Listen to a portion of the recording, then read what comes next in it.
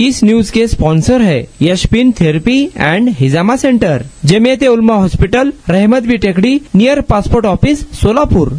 पानमंगरुळ तालुका अक्कलकोट घरगुती वादातून आणि चेष्टा मस्करीला विरोध केल्याच्या रागातून परभणीहून आलेल्या एका नातवाने आपल्या 70 वर्षीय आजोबांच्या पाठीत टोकदार भाला खुपसून त्यांची निर्गुण हत्या केली।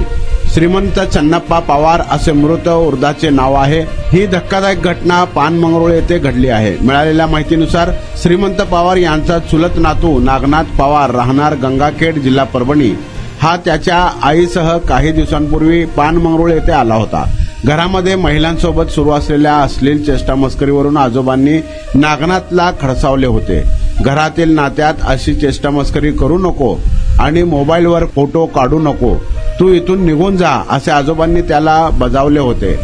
याच गोष्टीचा राग मनात धरून नागनाथने रागाच्या भरात तुला जिवंत ठेवत नाही असे म्हणत घरात असलेल्या टोकदार भाल्याने आजोबांच्या पाठीवर वार केला। या हल्ल्यात श्रीमंत पवार हे गंभीर जखमी झाले होते।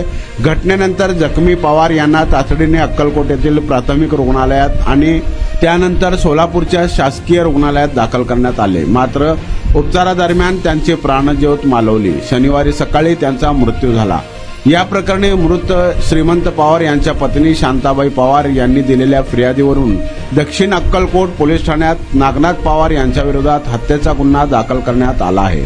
घटनेनंतर आरोपी फरार झाला असून सहाय्यक निरीक्षक प्रशांत बडे या प्रकाराचा पुढील तपास करत आहेत।